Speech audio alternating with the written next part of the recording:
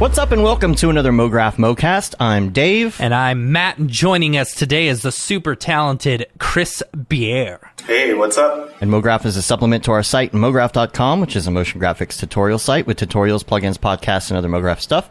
And on the show, we talk about everything ranging from motion graphics to Cinema 4D, After Effects, plugins, render engines, doing business, doing taxes, being a contractor, or working for the man. You can email us, info@mograph.com. Let us know what you think about the show. Questions, comments, concerns, queries, grievances, show topic ideas, artist suggestions. We're on Facebook, Twitter, Instagram, YouTube, TikTok. Mograph.com. TikTok. Make sure you check out our TikToks. We got more stuff coming. If you like potatoes, telling you how to use Cinema 4D. Yeah. That's what's up. So send us stuff. We want to hear from you. We got some crazy, weird schedules and things coming up here, so we're going to let you know what's going on. First of all, Friday, we're going to have a show. Yes. It's going to be our live show. Yes. So that will be on Friday live. If you want to catch that live, that will be basically next week's show a little bit early. If you're a podcast listener, of course, you'll just get the audio file on Monday proper as usual. The following week, though, that Monday is when we are going to be coming back from camp on our flight. So that is obviously going to be too hard for us to have a show. So there will not be a show that week. So make sure you do a daily that week, in that time. Just slot that time anyway, right? And send it to us. And so what we'll probably do as well, so you can listen to this while you're doing your daily, is we'll do an evergreen, one of our specials or something that hasn't been on the podcast stream. So you can check that out. Now, that covers that. The week after, Ryan Summers will be here to do a wrap-up of camp. We're going to have a conversation about how it went and things we learned and all of that kind of stuff. And then I believe the following week is our 300th episode, which we still have no idea what we're going to do. Yeah. I mean, it'll be Ariev and EJ. Sure. Why not, right? Yeah. I think that's going to be... No, there might be one in between there. Here's a question, Dave. Here's a question. Now that I'm thinking about it, what happens if you have a baby in that time?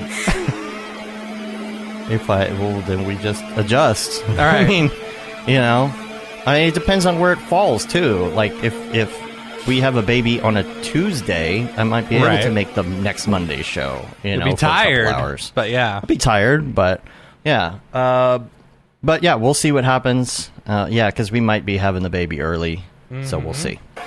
So. It's going to be just check the social media schedule. Yep. You'll see how it's going. Asterisk, schedule subject to change. So, anything else? Yes. So first of all, Luis, I hope you're okay. Yeah. Luis is just happened to be in New Orleans on vacation when that hurricane decided to go through. And has the hurricane gone through? Is it like done? I believe so. I don't read the news. I think he's okay. He said he was okay, like yesterday. And then we went to California this week. It was kind of the first time we got on a flight and went anywhere. It was kind of weird. I don't think it was too bad. I don't like Southwest's new. I don't like their new planes. Like, that air just does not blow like I need it to. I need it to, I need my hair to be totally messy because it was just blowing on my hair the whole time, Because when you're in a mask, especially, like, you need that airflow, Yeah. And it's like the old planes, they'll just... Yeah. Anyway. So, we went to California, and we went to Maxon to prep for NAB. All that gear's been collecting dust for a little bit, so kind of getting back in that mode. Matt, you got to learn a whole bunch more about live streaming. And such. Because I won't be able to be at NAB. So you and Nick will be running that. We will be running the show, Nick. Yes. And so we got to see a bunch of people. Matthias, we saw Rick, we saw Paul. Who else? Saw Kevin for a split second there. For a split second. Yeah. Anyone else? I don't know. Got to see Jules. We got to see Jules. That was fun. We got to nerd out about Star Trek with Jules. Yeah. At Otoy. It's been a while. It's been fun a really to see long people. time. And like, just hanging out and talking to people who we haven't seen in years, it's like, I got real excited about camp because the amount of conversations and stuff that like people are going to come back from that and feel so refreshed, like especially with all the stuff that's going on. It's going to be amazing. Yeah. Oh, we got to say hi to Raj the Goat as well, who's in the chat via Skype. We got to say hi as well. Yeah. Let's see, scholarship. Yes. Remember the scholarship? We haven't gotten a lot of entries, so we got a few. We got a few, but number one, I have to remind people when they say record yourself and describe why you should get this scholarship, that's what it means. Like you in front of the camera. So the link isn't to your demo reel. Yeah. Except on the Houdini one, it specifically extra asks for your demo reel. But again, back to motion designers not following instructions or reading things. Reading emails. You have to like submit a video application of why you should get this scholarship. And I believe only a few people have actually followed those instructions out of the people who entered. So 90% of getting a job is actually following instructions, right? Right. So just wanted to put that out there. We've had a lot of Unreal submissions, not as many Houdini ones. And so just go to mograph.com/scholarship. You can check it out there. If you want to apply, if you know somebody that might not be able to afford something like one of these courses, especially when it has to do with other countries, because the price for entry is a little bit higher. And there's no great way to really rein that in. So we're trying to do some things like offer scholarships. Pickle Nick says we should make an explainer video on how to. All right, Nick, get on we that. need to do that. Yeah. So. If you didn't read the instructions, you don't really want it, right? Right. Which is about 20 people coming to camp, I think, or so. There's still people that have not acknowledged that they have to be vaccinated and show proof of vaccination. Yeah. Or the COVID test, long form PCR, whatever it's called, within 3 days. We have as of right now, I think there's going to be like 127 people, and only 113 have actually signed it, saying they acknowledge. It's like, all right, I sure hope they don't show up and like, we have literally said it like a million 5 or 6 times. We have sent several emails and reminder emails, and people who didn't. We're going to start texting people one by one. Like, tell everybody you know who is going to make sure that they know this information and that they have acknowledged it in that form that we sent, because we just don't want people showing up and having to be turned away, because we cannot let you into the camp without one of those two things. Let me see if I can call out anyone on the the other thing is, make sure that you schedule these ahead of time. I've got to say, because of the uptick in Delta, because more people are needing these tests for certain reasons, if you have to get a test, make sure you are on there and scheduling it out now. Yep. Like, and make sure you schedule it for 3 days out, like right away. Go to CVS, Walgreens, whatever you got to do. Make sure, because the wait time to actually get in for the test is getting longer. So. That covers that. You have any more updates as far as camp goes? So Oregon just updated their COVID protocols. They're getting hit pretty hard down in the south. Not so much in Multnomah County where camp is happening, but a lot of counties down in the south. It doesn't worry me too much, but we are, we do have to follow the Oregon rules and stuff. So they did just announce an outdoor mask mandate when social distancing is not possible. So it's something similar to like a concert or something like that. So yeah, I was going to say like a concert. You're just sitting a reminder, next to each other. We'll have disposable masks and everything for people, but bring some masks just in case, while we're outside. If you're feeling a little iffy or whatever, just wear a mask if you're noticing people who aren't, whatever. So also make sure and read your emails. Make sure. Yeah, everybody's distance outside, right? Yeah. Everybody's distance. Yeah, I mean, if you're going on a jog or whatever, and I'm feeling pretty safe. Right. That's why we put all these precautions in there as far as, COVID testing and vaccines and stuff like that, making sure that everyone coming to camp is not at risk. So, right. If you're outside and your distance, it is not, it does not necessarily mean you have to wear one at all times. Mask. No, that's how when social distancing is not available. So we're going to also kind of leave it up to people to kind of use their good judgment and say, okay, because we have the color-coded bracelet system, if somebody has a red band and you're near them outside, it's probably best if you put a mask on for their benefit. If they're yellow or green, probably not. They're probably not as, worried about it, and we're spaced out. So we're hoping that people will use their judgment. And I mean, you're going to know. If you're outside playing Frisbee golf, like... super far away from each other or something. Like, that's not outside clustering. Have a little bit of compassion for your fellow mographers, Just, watch out. Care about other people's feelings. I don't think we'll have a problem with that. I think we'll be fine. Camp's only a couple weeks away. We sent out the welcome packet the other day. So super excited about that on the list. We put some stuff that we should say you should bring, as well as stuff we recommend you should bring. One thing on the list that we've gotten a bunch of questions about is, we recommend people bring a sleeping bag and a pillow. The reason why we recommend it, and this is the only reason we recommend it, is because we don't know how cold it's going to be. All of the cabins have heaters and stuff, so you should be fine. And we are supplying linens to everyone, which include fitted sheet, top sheet, blanket, pillowcase, towel. So you should be fine there, but if it's anything like the last linens, they could be very cold.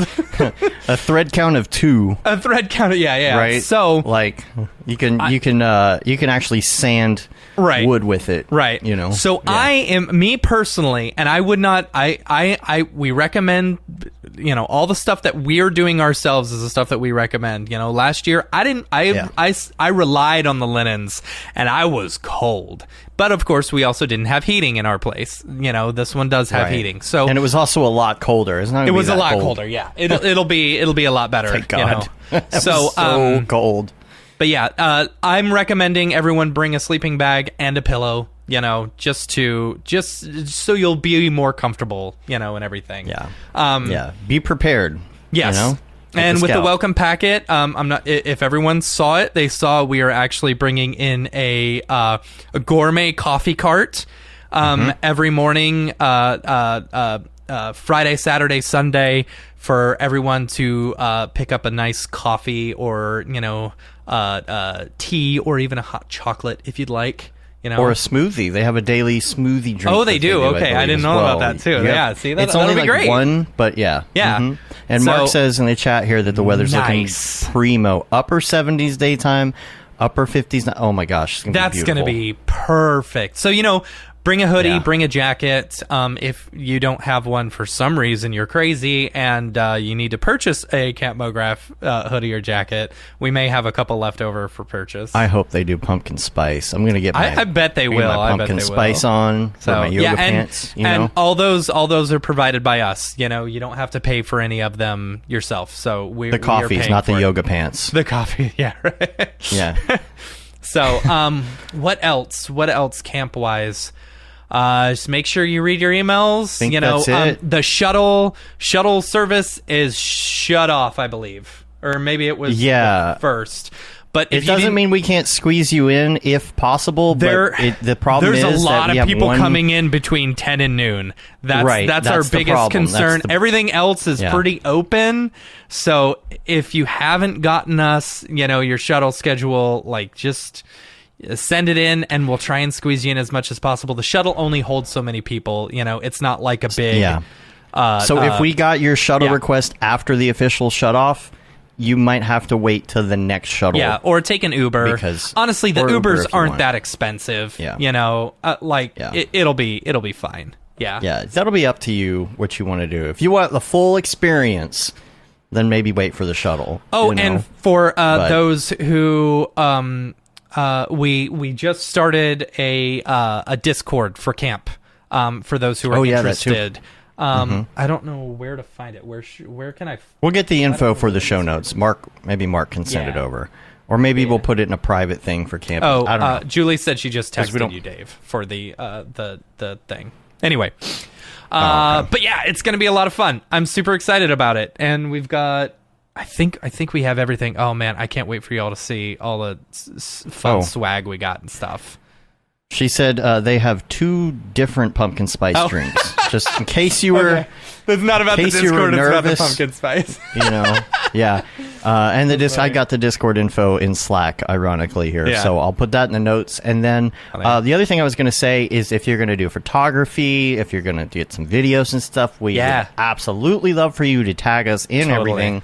All the stories. Now, internet is limited. I get that. Yeah, but when we you will get a have, chance, I believe, don't quote me on this, but there will be internet at the front of the building. There will be internet maybe in the cafeteria area, and then Beeple has internet in his cabin over in the Rotary Village. Of course. So, of course he does. We specifically put him there because we knew there was Wi-Fi there, Right.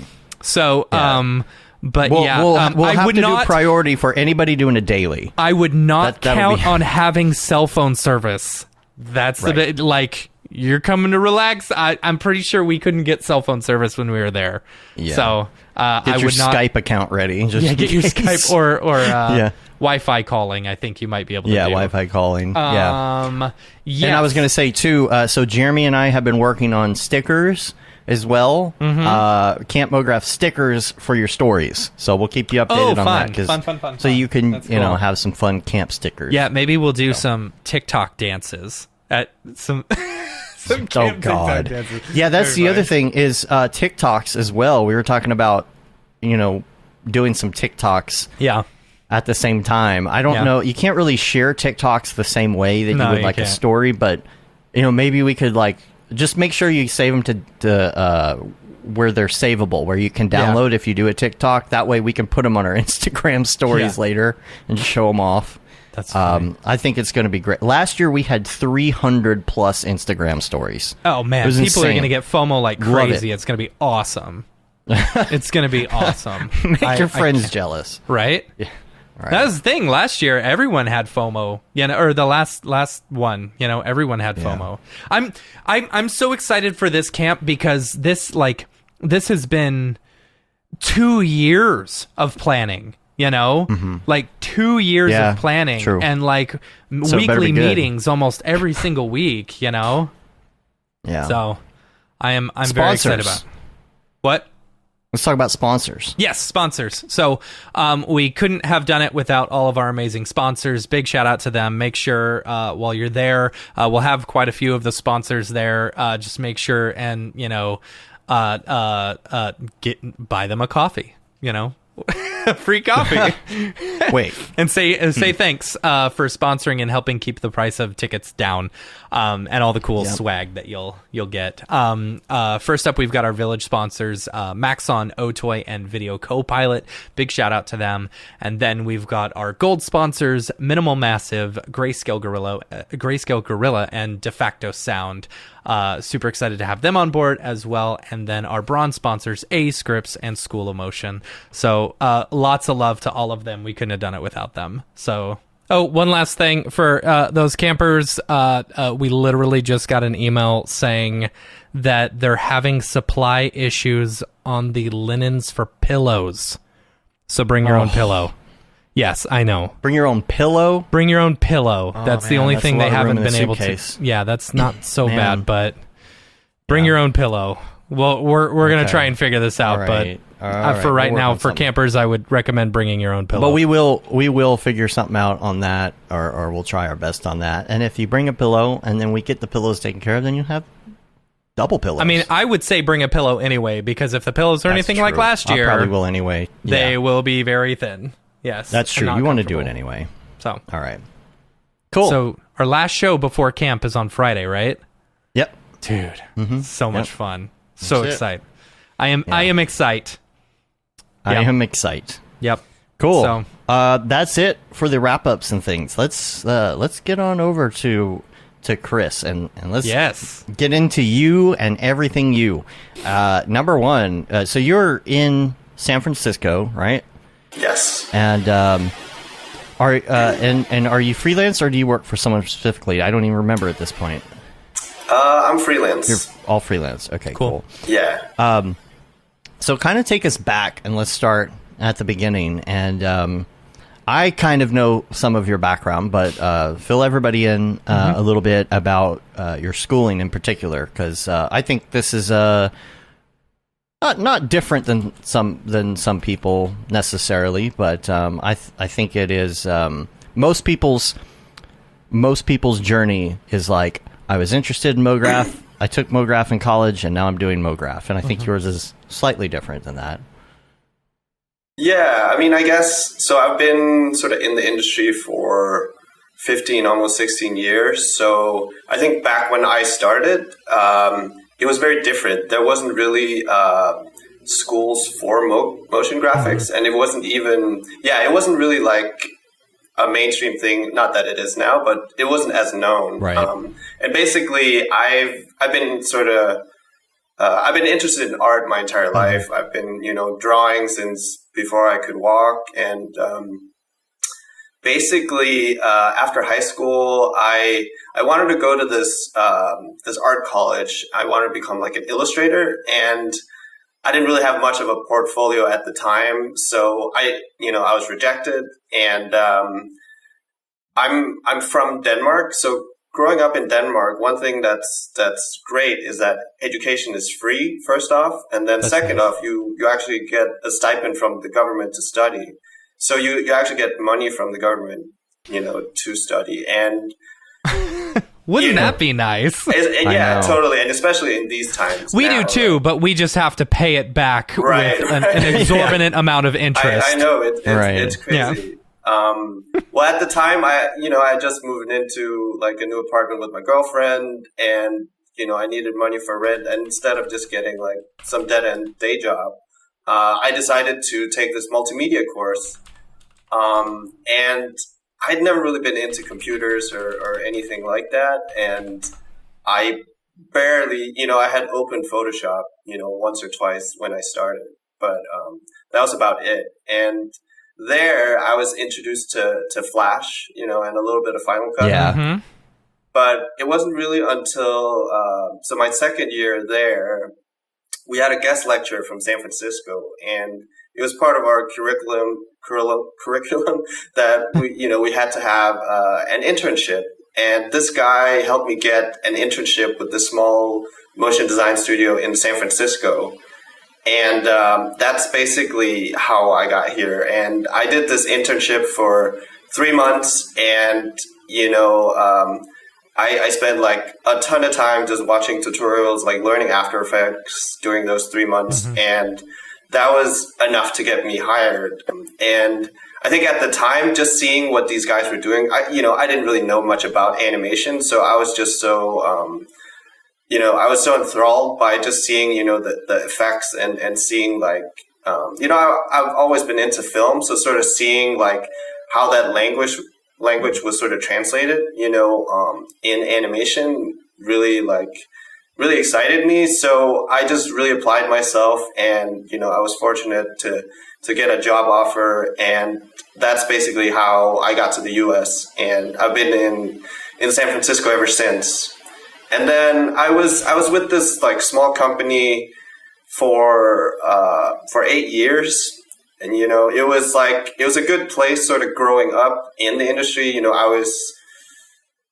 was like 22 when I started, and we were basically 5 guys doing After Effects. And then when I left, we were over 30 people, and, lots of artists doing like, a variety of things, and sort of it was great because, or starting at a place that was sort of, a growing company, it allowed me to learn a lot of different processes and try a little bit of everything, where I think, nowadays, like a lot of people starting out at home, it's a little bit different, where you don't necessarily get the chance to, be on set, or do live action for instance, or there's just certain things in studio environment that you're exposed to, that, you don't necessarily experience unless you seek it out.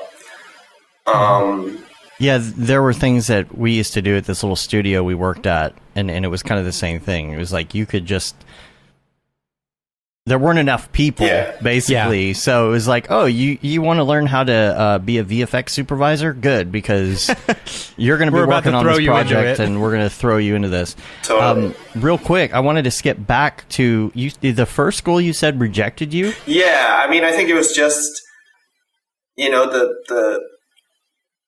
had to have more of a portfolio, and I didn't really know about that, so I just sent in some drawings, and I mean, it was kind of embarrassing, to be honest, but... My first resume was 30 pages long, printed off from monster.com. Well, there you go. Oh, gosh. That's true. That is 100% true. And they still asked you to fill out all the forms separately. That's funny. Right? Yeah. Yeah. But yeah, I mean, it was. So what years were you there? You said 8 years. What were the years? So I started back in, I think, 2005, 2006 or something like that. Okay. And left in 2013. And, being in San Francisco, all the work is basically like tech work. And I think, obviously everyone works for those clients. And, well, back then it was more, or at least not every studio in the world was working for Google and Apple, back then. So that back then it was a bit more localized. And I think after working on in that particular sector for so long and sort of, I felt like my work was getting a little stale, and I just sort of needed to, new challenges. And obviously everyone wants to do more commercial work and title work. And I, of course, was interested in that as well. And, I just, so after 8 years, it was a great place to be. And, many of my friends and people I'm still friends with, worked there at the time. But, I think during my time there, I was fortunate to get to know, a lot of freelancers. Also, a lot of my friends that worked there had started freelancing. So it helped me in a way where I've never had to ask for work, where I would always get recommended. And when I started out, I was super fortunate that, a lot of my friends would immediately recommend me. And I think I was fortunate too that shortly after I started freelancing, that was back when G-Monkey was at this company called Out of Us in San Francisco. And they had just wrapped up Box back then. And they basically brought me in to do this Audi commercial using the same technology. And so I was fortunate very early on to get, to work on some projects that gave me a certain amount of exposure that allowed me to sort of get to work outside of just the tech industry. And that's also why it sort of allowed me to, be in San Francisco and work remotely with companies in LA and New York and sort of have that be sustainable. You got to work with some heavy hitters too. I mean, G-Monk, and you worked with Ash on something. Yeah. That was it. Epoch, is that how you pronounce that? Yeah. Epoch. Well, it basically started my friend Michael Wrigley that I also worked with at Out of Us. He was working on the FITC title sequences, FITC 2015 Tokyo title sequences, basically. And he brought me onto that project, and that's how I got to meet Ash.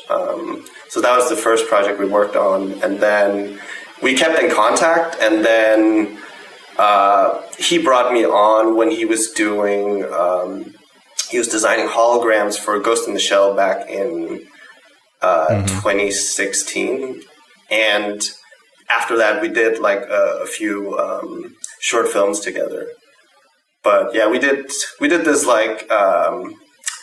this sort of Blade Runner inspired short film called Nun, using Vitaly Bulgarov's City Pack, and I think back then no one had used it before, and it's sort of interesting now. It's everywhere, but now you start recognizing even like Kit Bash and all that. Oh, I know that element, yeah. But I've been really fortunate that I've gotten to work with a lot of people I admire and look up to, and I think also.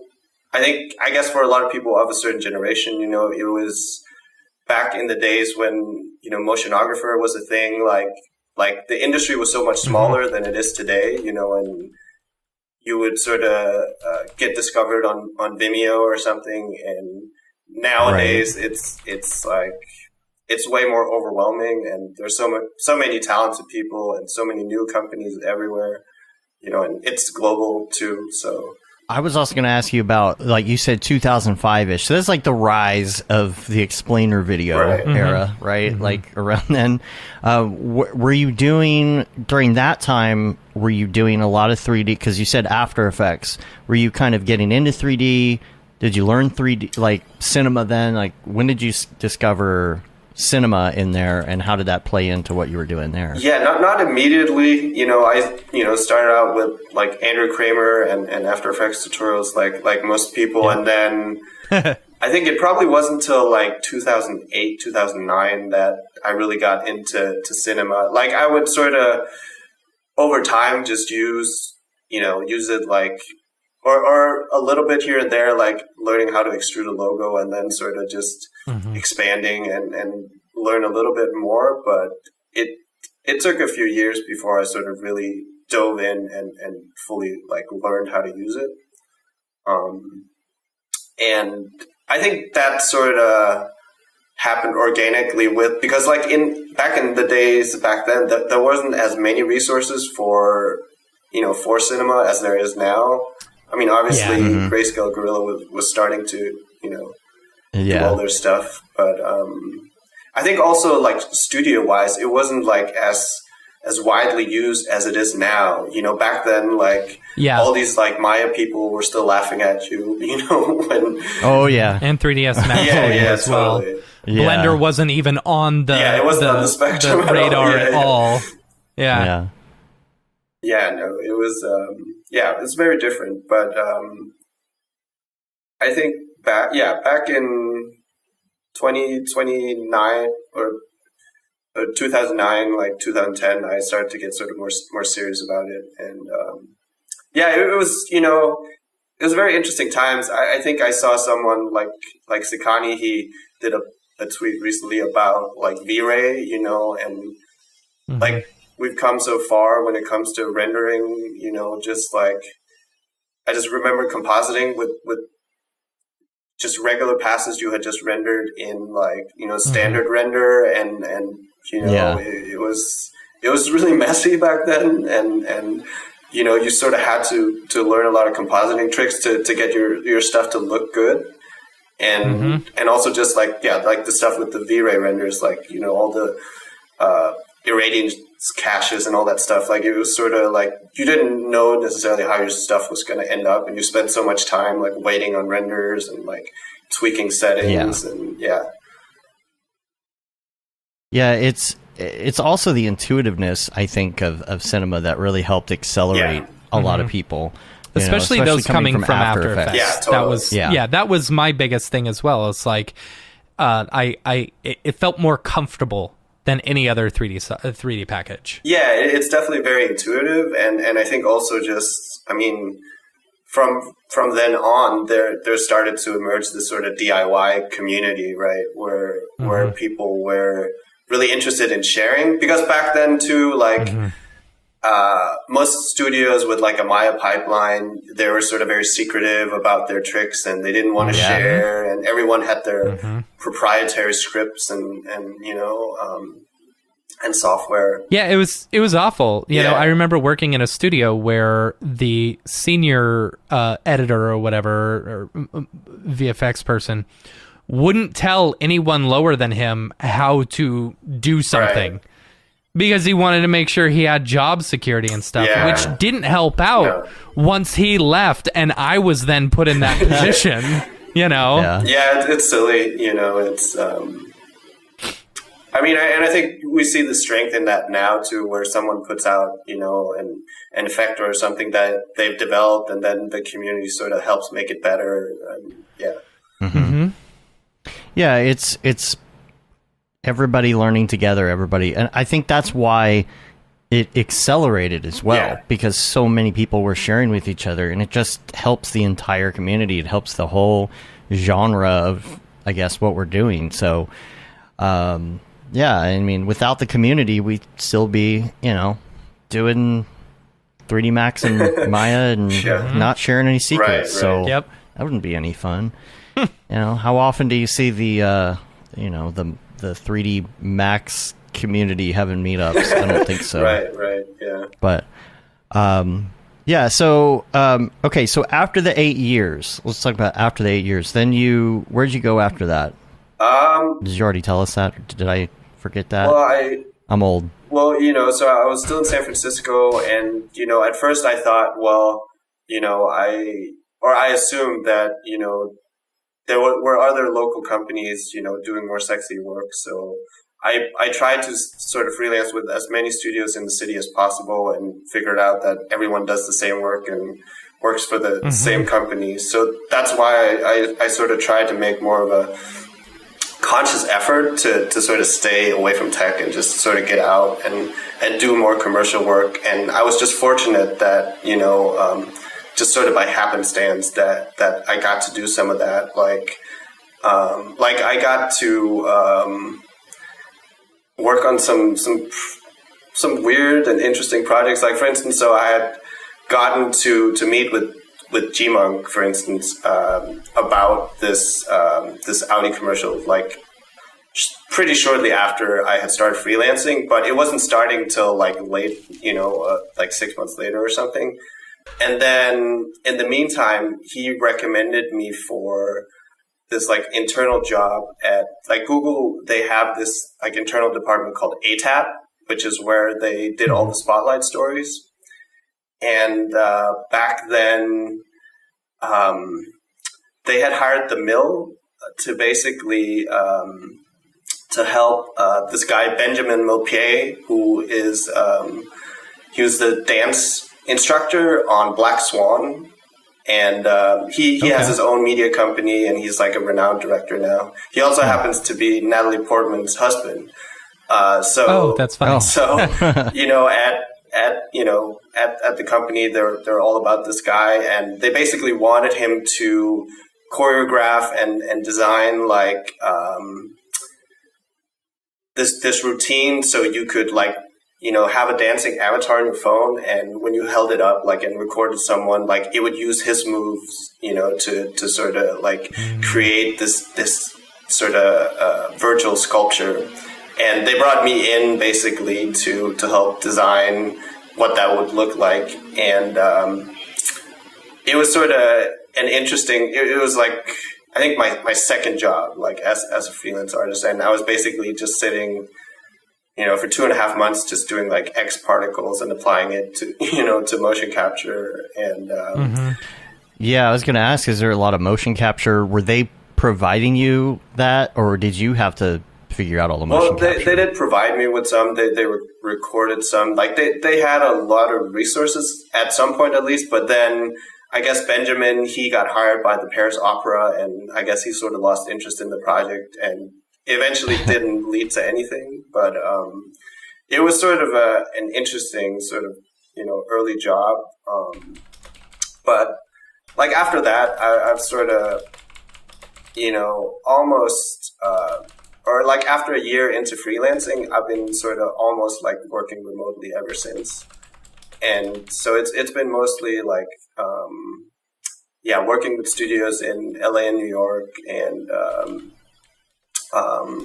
yeah, that's sort of remarkably, it's worked out without me having to move to any of those hubs, fortunately.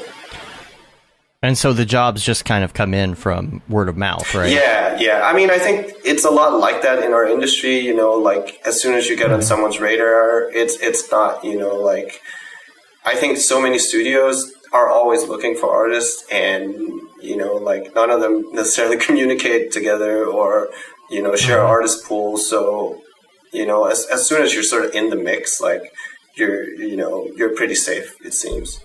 Yeah. So what's been your favorite thing to work on then, under freelance?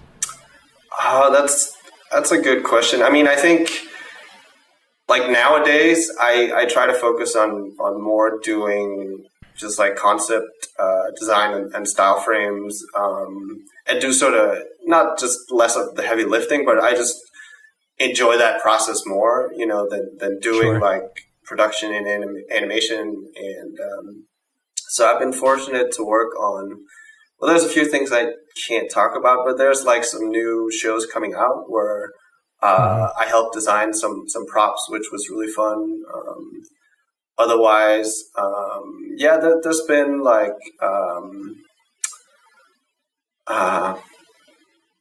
Ghost in the Shell was like a big project for me back then too, also just because, or like Ash and I had talked about, like, because he knew that I was a big fan of the original film as well. So it was sort of very exciting to get to work on it and just sort of seeing like, because there's a lot of like great concept artists working on that film and a lot of people creating like, some really incredible work. So that was a sort of very formative experience as well. Do you use mostly GPU render engines? Like what's your preferred? I'm sure that clients need both, but what do you prefer? Yeah, definitely. I mean, I mostly work in Octane. So yeah, pretty standard. Yeah.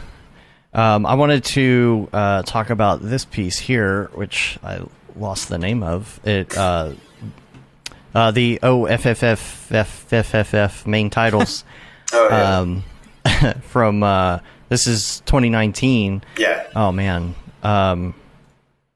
So I'm just going to bring it up here on the screen so people can see it while we talk about it a little bit. Tell us about this a little bit, because I'm noticing there's just so much in all your pieces that I guess show off the fact that you really understand a lot of different areas of 3D, whether it's, of course, the photography, like the DPing of the whole thing, the art direction, dynamics, texturing, X particles. Like, I feel like you've got a handle on like all of this stuff. Like how do you, I guess, go about learning all of this? Because a lot of people become generalists. If you're like me, you're, jack of all trades, master of none, but it looks like you're mastering some of these techniques. And how do you go about learning when you're freelancing and you're trying to do these projects, really pretty intense projects as well? Well, thank you. I appreciate that. Well, I don't know. I would call myself sort of a jack of all trades, like master of none, where I think it's so impossible to master everything. And I think, like cinema itself is so vast, that you can just focus on like one aspect of the program and sort of, I don't think I know anyone that knows everything, that's impossible. But I think knows man knows everything. right. Yeah. Sorry. But yeah, I don't know. Like I think I've spent a lot of time, maybe too much time at times, just focusing on making certain, modeling certain things. And I wouldn't say that it's because that I know the software particularly well. Like a lot of my models are really crappy, or like, I'll often I'll draw most of the splines for something in Illustrator and then just go extrude it and like manipulate it in Cinema. Like I have so many scenes where the geo is so heavy just because it isn't like modeled in in the optimal way. But I think a lot of it comes down to sort of just or spending a lot of time just sort of iterating on your projects and trying to not just improve, but I mean, I guess you can compare it to sort of people's everyday process that you're constantly trying to learn and push yourself, and sometimes you sort of have to put yourself in sort of uncomfortable situations and like not like, there's a lot of rabbit holes when it comes to 3D, and it's also, it's hard to keep up because there's so many like new updates, new plugins, like right now, like it's great that there's so much software available to you now, but it can sort of be hard to focus or find, figure out like what to focus on. I mean, I think I try to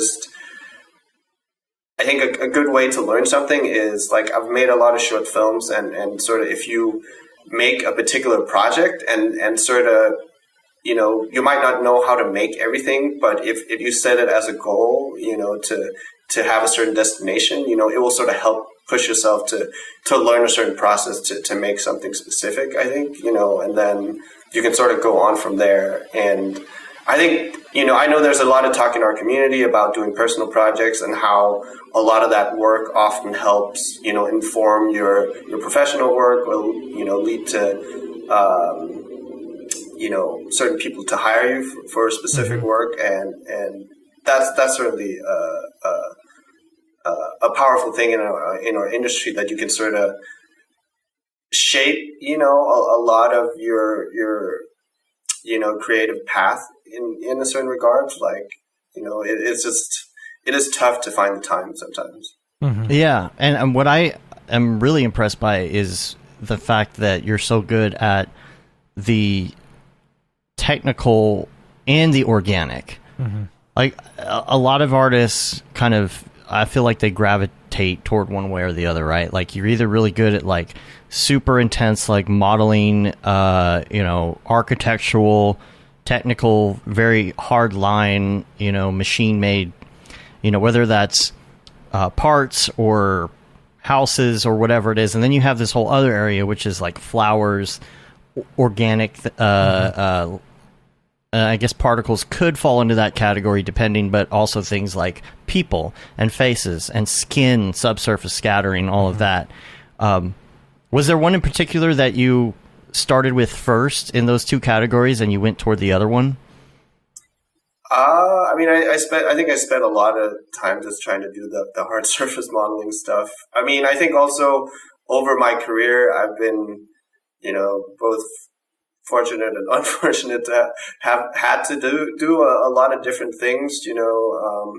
I think like 1 year freelancing, like I probably spent like a whole year just mostly doing particle work because that was sort of what was requested and what was like hot at the moment, so but I wouldn't say that it's necessarily something that I'm great at, but I know enough to do to do stuff, but I think it's also like the stuff I know in X particles, and now, for instance, like I haven't used it that much in a few years, and just the updates that's been happening in the past few years sort of are so extreme to compared to what was happening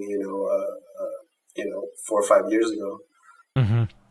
Yeah, for me personally, it's like if somebody asks me to, I don't know, model a jet engine, right? And they give me all the specs, and I got pictures and stuff. I'm good. I'm golden, right? Like I'm going to sit there and I can get technical, and the math is that perfect thing, right? Like math is perfect, and you do your shapes and your hard edges and your lines and extrudes, and it's all good. But then, like, oh, here, do a human face. It's like, okay, now I'm lost. Yeah, So. Oh well. Well, I mean, I'm not modeling my humans. Like, I'm definitely not doing that. So. I think everybody just has one model base. I think that's the secret. Yeah, in 3D. You just go into DAZ, right? And then you adjust it from there. Everyone uses DAZ these days. Yeah, there's also the C4D stock face or stock bust or whatever, which you can adjust from there as well.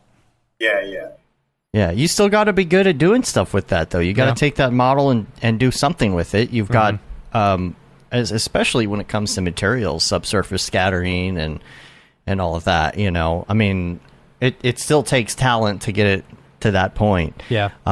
This is the epoch with Ash. Yeah. So what year was this now? This is a few years ago at this point, right? This was, I think, maybe that was also 2016 or something. Yeah. Yeah, we had talked about it for a while, and I think I had just come off like a shitty project, and I think Ash was sort of in a similar situation. So we just wanted to do something creative and sort of, I don't know, it was both like an experiment and trying to tell a very specific story. I mean, I remember we talked about back then that, no one was going to watch this like 12-minute, like space exploration, like short film. But, I mean, luckily it was well received, but to me, it sort of like, it shows the power of it's a lot about like, constraints and, like we're traveling in the universe, but it's mostly like storytelling through like, showing a bunch of circles and then having like the shadows sort of, inform like where we're at like story wise. And then we have the spaceship that sort of works as like, a piece of iconography as well that sort of like sometimes in certain formation, like it helps inform like what the environment is like, around a certain planet. So, if it's in a plus formation, that's a positive thing. Like if it's like an X, it's more like, a dangerous space. So sort of playing with that type of storytelling was sort of interesting. And I think we had when we did Ghost in the Shell, it was like one of my first like Octane projects, or one of the early ones. So we were still sort of learning about the shaders and how everything worked back then. Well, it's also like a long form story, kind of like 2001 would be. Yeah. It's for people who have patience. I mean, like that's everything now has got to be a 1 minute TikTok. Right, this is actually something you sit and watch. Like, nobody has the attention span anymore, unfortunately. Like, so I like that. And the other thing I was going to bring up here was you've got the Blade Runner 2049 studio logos. Oh yeah. Tell us about that a little bit. I'm interested to hear about this. Yeah, so because I remember seeing this.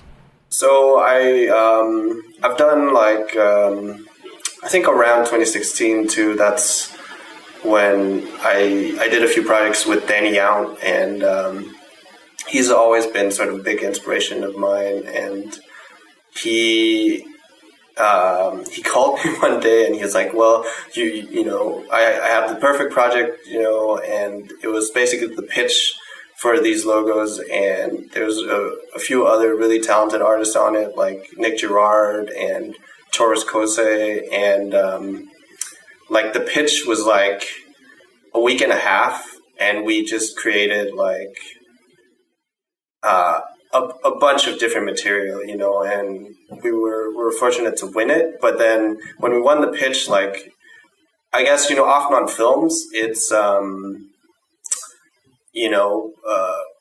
when it comes to like the graphics for the film, like they often don't get that much time, in front of the director. So, so often like it's, like Danny's strategy was just to create like a package of things and like, or create several versions, and then hopefully, Denis would pick one. And so I was working in tandem with Toros and Nick, and we made like, 3 or 4 different versions of these logos. And unfortunately mine wasn't the one they picked for the final film. But it was a fun project to work on, it's, I guess our credits are still in the film, but. And you also have a bunch of projects, I think, that are personal projects. And I think you were saying in an interview that I was listening to the other day that something about putting your logo on a project. And I think maybe it might have been in like comparison to like doing a spec, or something, right? Like doing spec work and putting a Coca-Cola bottle in it instead of just putting something else in there and putting your brand in there. Well, that seems, no, sorry, go ahead. No, sorry. I think it was about, I think like these days, I think back when we were starting out, a lot of people were doing spec, pieces, and we're thinking like that was a good way to get new business. But I think these days, like, you don't have to show someone else's logo, and it's almost like less sexy if you have a big, corporate thing in your video, right? So, yeah, I guess the power of the internet, if something looks great, it looks great, and it doesn't matter if it's a personal thing, if it's if it's a spot for the biggest brand in the world, like, no one cares, right? As long as it's cool, that's sort of the currency that works. And I think that's also why it's important for people not to sort of try to cater to sort of the lowest common denominator, Mm-hmm. So when you're doing dailies, or not necessarily a daily per se, but, a new piece of art that I guess Instagram would call a daily, right? You post it, but you really spent like a week on it or 2 weeks or whatever. If you're going to do like a personal thing like that, generally, like, what is your goal? I know most people say it's to learn something, but like right now, if you were to say do a personal project, would it be more about the content of the personal project for you, or would it be more about learning something in particular? I mean, it's a bit of both. I think it's always about growth for me. I mean, I think my art can always improve. I think I always see sort of the mistakes in all the old world work, and I think there's always new software I want to learn, but I think also just improving at anything from cinema to the current packages I'm working in. I think I mostly work.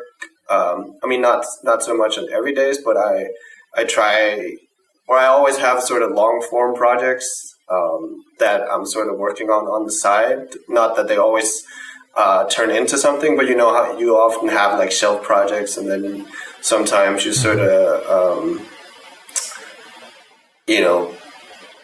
choose to sort of revive them, or you experiment a little and see if it's something you feel like could maybe go somewhere. Or sometimes it's like you you give up on a project, and then you come back to it later on with some new energy. But it's tough, right? I think that's sort of something we all battle, like finding the right balance between like professional work and sort of getting that sort of artistic satisfaction from what you're doing generally. But I mean, obviously I wish I had more time, and there's a lot more packages I want to get into. Like, I've been trying to teach myself ZBrush, but I just haven't had enough time to sort of get, like really deep into it, and I'd like to learn Houdini, but also that's another time suck, right? It's like, yeah. Well, one of those things in your demo kind of looked like Houdini a little bit. Yeah, the fractal stuff. The fractal stuff that you had in there looked so like very similar to the one of the chapters that we have in our Houdini course. Yeah. I've heard that a bunch. I think that's the power of cinema, right? That there's certain things that you can make that doesn't always make sense, like compared to Maya or Max. Like in cinema. Or cinema is way more robust, right? Where you can like nest certain things and it just magically works. Where on the other hand, it's not necessarily built in the most efficient and the right way, and it just works for this particular thing where, and actually making those fractals is very easy, like remarkably, you can just like do, several iterations of mode extrude, like on any piece of geometry, and it just sort of lets you, or it gives a similar effect. But then on the other hand, like you can't do sort of like infinite, multiplication or like extrusions, like you can in Houdini. So it's sort of like a ghetto fractal, but yeah. So as far as the art direction on some of these, are you doing all the art direction, or is it kind of a mix of half and half? It's a mix. I think, like, in recent years, I've been sort of more just more focused on just getting to sort of do concept design and style frames in the sense that to sort of have less responsibility, almost just sure. So it varies. I've worked, or actually, like, a large portion of the work I do is often pitch work. So sometimes it doesn't see the light of day, or it's like isn't necessarily what the final project is going to look like. Right. Yeah. So it varies a lot, but I don't know. When you're building out style frames, are you building them out with the intention of like the person taking over that project and doing it there, or are you just like, no, they got to figure it out on their own? It varies a little bit. I mean, for the most part, yes. And also just, I mean, that's sort of, I think, especially lately, has been more of a requirement that a lot of studios would like to get your files to so they're production ready. How much like post work is involved when you're doing some of these style frames? Are you trying to do everything in camera, one render off, or how much post is involved? Not a ton. I usually just do a little bit, like a color correction and like some film grain and stuff, and a little bit of glow and blurs, but it's not a ton. Like it's, I don't know. I mean, I used to do more, render passes and all that stuff, but I think, again, since just doing style frames in Octane, like it's just more convenient to do the depth of field and everything there. Yeah, absolutely, for sure. Totally. Yeah. Passes just feel like such a pain when you're used to just doing that beauty pass and calling it a day. Yeah. Yeah. It's like whatever you can do to avoid that. It really does seem like people we're working with just less and less. It's just about, here's the final frame. There's not much to be comped. Yeah. And I think it's also, I mean, it's gotten remarkably good, right? Or compared to, like, how rendering used to be, Yeah, so you could do those quick passes and just try something out, and and you can, or you can, and rather than, or sorry, or you can even do like LUTs and stuff in cinema, right? And it's like, okay, I'm gonna try this pass, and before it was like you were maybe doing stuff like depth of field in post because it added to the render time or something, or you're afraid that, if this rack focus is wrong, then I'm gonna have to completely re-render. But now it's like, it's only 1 minute of frame anyway, I might as well, I'll change it and I'll render it again overnight So with the art direction and things, who are some of your influences? Does it come from particular people in motion? Does it come from movies? A bit of both. Like I'm definitely I'm very I guess I'd say I'm a big cinephile, so I've always been very interested in film, and I tried to sort of work that into like my camera work a little bit, and the colors I use. Like one of my favorite films is In the Mood for Love by Wong Kar-wai. It's this like Hong Kong film from like the early 2000s, but it has like it's like a character study in composition almost, where every shot has like these layered compositions where it's sort of this like tragic love story, but the way that the compositions are built, it's like constantly trapping the characters, so it's creating these sort of compositional cages, and it's sort of very interesting in that way. So if you look at the film from a graphic design perspective, it's really fascinating. Yeah, just like doing a quick Google search for it and looking at the images, I can see exactly what you're talking about. And then, of course, I mean, I'm inspired by a lot of like classic science fiction as well. And I think, like when I started out in the industry, like people I really looked up to were people like, Danny Young and Bradley and people like that. I think Danny, like, who, when he was at Prologue, like, he both sort of, or a lot of the best people sort of worked under him and sort of became a new generation of directors. And I think they've sort of set a lot of, like, the visual standards that we're working with now, that, this sort of, I like, a lot of the work that sort of have a mix of maximalism and minimalism, where it can be like a minimal object, but when you sort of zoom in closer, it will have like a lot of intricate detail and things like that, and obviously creating a lot of that stuff has become, so much easier again, right? With the way that the render engines have become better, right? And just like how you can, use displacement maps and things like that without having to model like, really complicated things. Not to say that, like, I certainly have a lot of appreciation for when you see stuff like Cornelius's work, right? Like, right. All those details. Or because we're so used to having so many assets available and which is great, but when you see someone that models everything from, the speckles of dust in your scenes, I think that's very impressive. Yeah.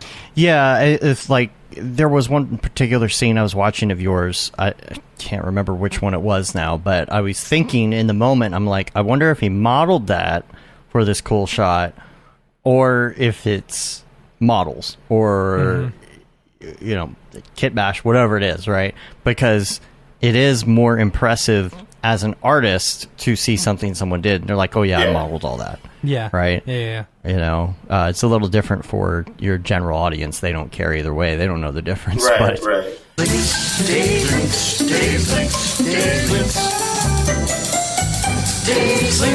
I've got some links real quick I wanted to talk about, and actually it's only one technically, but I was going to say, we've got a link to your foundation, a link to your reel. Everybody can check this out online. Your interview with Motion Plus Design Los Angeles 2020, and then also the motion design show for Maxon that you did a few months ago at this point. That was a great presentation as well. So I'm going to make sure that that's all in the show notes. I remember that one in particular. Everybody in the chat is just, jaw dropped virtually. So, so check that out in there. And then the only other link, non-Chris related, that I had for today was that Procreate is adding 3D to the iPad, and I just wanted to put this link. It's kind of a preview of what's coming. I don't think it's out yet, but I just thought it was interesting because that right there, adding 3D models and being able to do lighting, that's awesome, and shadows and other things. It's like, wow, like, where is this going? When is Adobe going to buy them out and include this in Substance Design? Right? Because that's what it feels like. Don't put that out in the universe. Don't put that out in the universe. I don't know. I mean, I think Procreate's going to get bought if they're willing to sell, of course. But having those amazing tools already, and then you're going to put in the 3D aspect of it, if they do it right, just imagine where that could go. Like Substance Painter in an iPad, essentially. Right. Man, it's like, gosh, that would super interesting. I'm very excited for it. I'm interested to see what, like, just looking at the images and stuff, it's like, I wonder what render engine they're using in order to render out the stills and the lighting and stuff like that. And is it like, are you going to be able to? Yeah, right. Are you going to be able to place lights in your scene, or is it HDRI only, or is it like, I don't know. It's interesting. Yeah, people are doing some amazing work in Procreate. Yeah, absolutely. Yeah, I can't wait for Caitlin's course to come out. Yep. so close. We're so close. So that's really it for the links, and we're going to move to Mograph Recommends because this goes right along with the art direction stuff we were talking about, where we're going to ask you some of your favorites and influences. These could be favorites of all time. They could be recent favorites. But it's always cool to hear, especially for somebody that is so good with art direction, like, where are your influences coming from? So the first one on the list is going to be your favorite movie. And also, I've got to use the restroom, so y'all go ahead and start, and I'll be right back. I tried really hard to hold it, but as usual, here we are. I am excited to hear about your favorite movie. Well, I just named one, but another one would be, I like a lot of sort of classical, like, sci-fi from the 70s, so Solaris is certainly one. Another one is, like A Space Odyssey. I think, I like, or what I like about film, too, is sort of find the sort of origin of inspiration sometimes, so sometimes if there has been a piece that is particularly influential, I think it's sort of interesting to see where that all started, Right. What was the influence of said director or, yeah. So I think, a film like, A Space Odyssey, has obviously been, referenced to death and still is, but I think it's sort of, I think visually, still holds up remarkably, and I think that sort of shows the power of good design, right? When something can sort of stand the test of time and still, that film was made in the 60s, so, Yeah. I only saw it for the first time, all the way through for the first time, probably like 6 or 7 years ago. Yeah. And, I was like, it was a beautiful film, but I remember thinking to myself, I have no idea how this movie got made back in the day. Right, yeah. This would not have been greenlit in our current current film. Yeah, no, it's definitely not the most accessible. It's a very cold movie, right? It's sort of like free of emotion. But yeah, no, it's I guess it's like it's based on a book, and I guess the visual effects back then was were also pretty groundbreaking. Yes. Yeah. Okay, you got to give me the cliff notes. We were just talking 2001 Space Odyssey. Oh, okay, cool. Yeah, cool. Well, that's good. That seems fitting. After our conversation earlier, Brandon, what's up, Brandon, in the chat? Brandon Parvini's here too. Any others?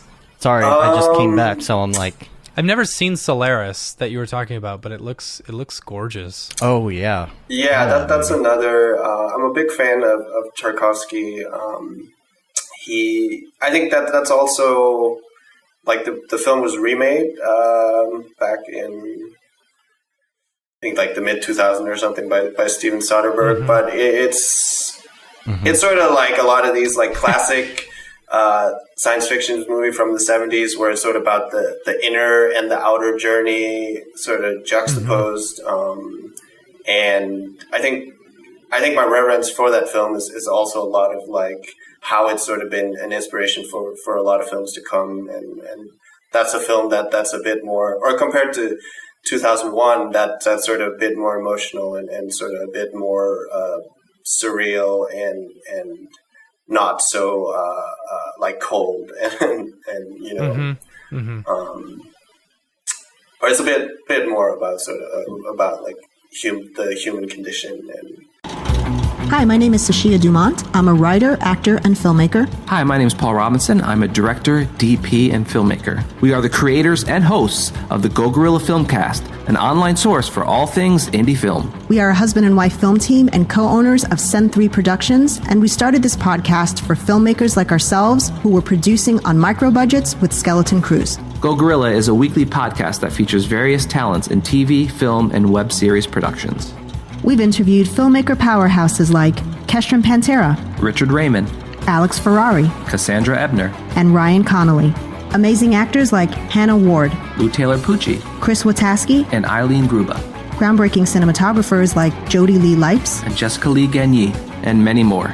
We also offer weekly reviews of our favorite films and shows, which vary from low-budget first-time filmmakers to A-listers and everyone in between. Go Gorilla is proud to announce that we have officially joined the Mograph Podcast Network. So if you love filmmaking as much as we do, tune in every Sunday for a new episode of the Go Gorilla Filmcast, your source for all things indie film. Now available on the Mograph Podcast Network. So on that note, I guess we'll add TV shows in there too. Are there any similar TV shows that kind of shape that for you? Yeah. I like a lot of the classics like Breaking Bad and The Wire. Beat Kevin to it. Beat Kevin. Yeah, there you go. But also, like recently I watched, have you guys watched the White Lotus on HBO? White Lotus? No. No. I don't even think I've seen that advertised. White Lotus. I think it was very recently. It's sort of, it's like a show that's set like at this resort in Hawaii, and it's sort of like a dark,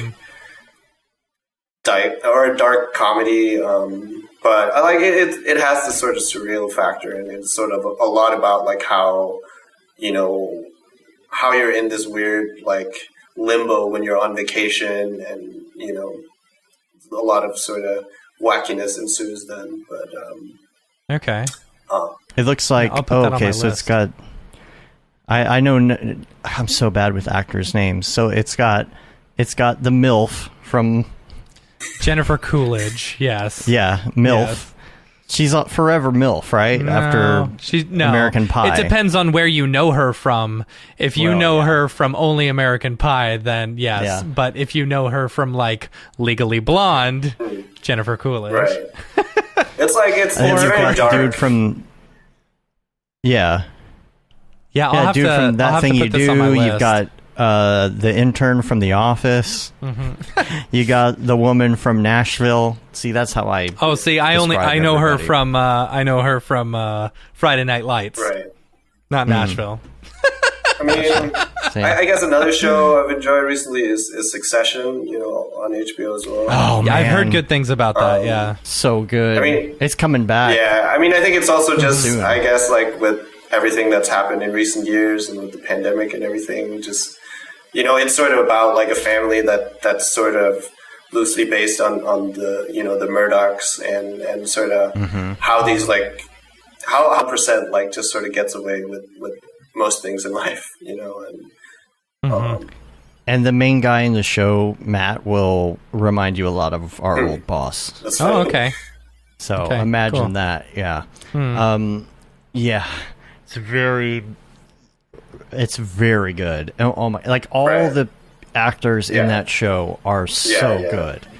Even Kieran Culkin, he's freaking hilarious.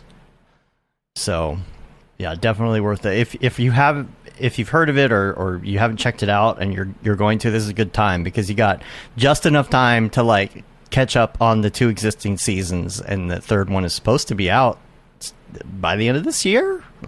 That's what they said. Yeah, I don't know. We'll see. I don't know. What about music? Music. I mean, I listen to a lot of different stuff. A lot of, like 90s hip hop. Or you like the classics all around. Yeah.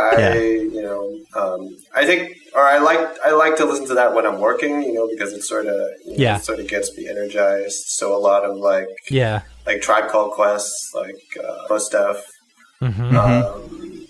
And then I listen to a lot of electronic music as well, just like chill vibes, like Shigeto or Teeps and stuff like that, and a lot of soundtracks as well. Yeah, that's what I was going to ask, because you do these things. You kind of are these. I feel like your pieces are these epics, right? Like title sequences and space and just epic things, and those always require a very good soundtrack. Usually, something orchestral or something like that. So I I love that kind of stuff when I watch it on a film. I just can't get myself to sit and listen on Spotify to a soundtrack. I think it's also like, you guys probably know this or have this similar when you're working on something, like depending on what you're working on, like, you can listen to certain things, but like, for instance, if I'm working on something that requires a lot of like concentrations, like I can't listen to podcasts or anything like with lyrics or something. So then I prefer something that's a bit more ambient or like, a soundtrack, so it all depends. But if it's something that, I don't know, like a process that is more like where I know exactly what I'm doing, it's like, then that's a little bit different. It would be interesting to give like 5 motion designers the exact same project and say you must listen to something while you're doing it and see if like they all, listen to the same, because we get a lot of the same answers. We get, electronic music and almost everyone says soundtracks, which is really interesting to me because I'm not a big soundtrack guy. Maybe that's the problem. That's my problem right there. That's why I'm not a successful motion designer, is because I don't listen to enough soundtracks. Yeah, that's going to make all the difference. I definitely I have a soundtrack. I don't use it as much anymore, but I had a soundtrack or a playlist that I would listen to if I had to get something done quickly, right? Mm-hmm. It was mainly like when I was working for someone, it's like, okay, you've got 1 hour to finish this so you can get out the door at 5 o'clock, that kind of thing. Put on that crazy Skrillex remix, like just the super, super upbeat EDM, just like pulsating, pounding, gotta get it out the door. I don't know why, but also I think a lot of soundtracks aren't necessarily as it's not like all like John Williams or sort of like the old school, where you have a certain theme, like a lot of like Trent Reznor's work, for instance, is more like contemporary electronic music often. The speaking of Trent Reznor, the Social Network soundtrack is one of the best. And similarly with the girl with the dragon tattoo, which he made as well. Yes. Yeah, a lot of the soundtracks now too some of them are that mix between orchestral and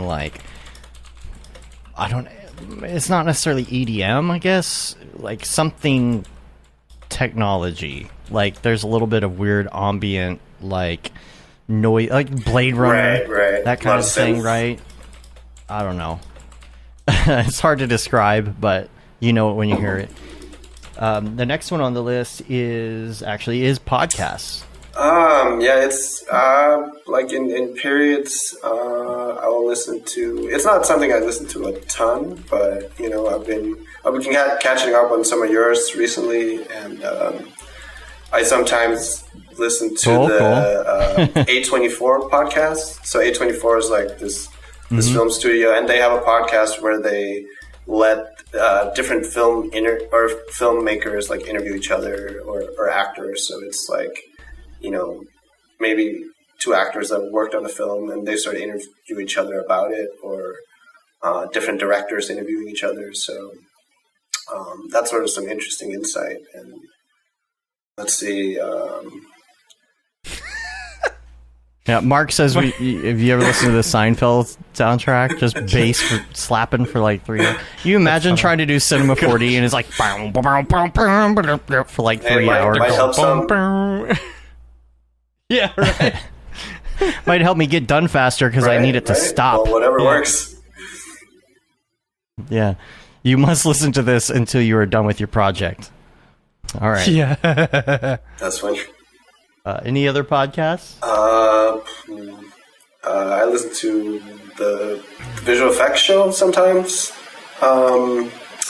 They sort of, break down a lot of movies, and then they'll talk about the movies briefly, but then they sort of break down all the visual effects, and they have three guys basically that sort of are from different parts of the visual effects industry, and they'll sort of break down like everything, like really like, you know, or very specifically, you know, and they've talked to the different houses working on the different shots.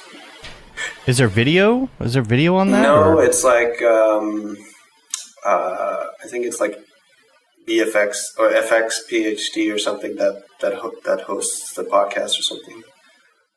Okay. Yeah, I wasn't sure if they were like going into video or doing like we do, which is just trying to describe. Yeah, no, they just sort of talk about how the different things are made. So, besides render engines, what is your favorite plugin? Probably Sapphire. It's Sapphire. Yeah. All right, that's a different answer. Why Sapphire? It's like those little things. It's just like the glows and the blurs are just a little bit nicer. You know, it's a little expensive though, but it's worth it. You know. Yeah.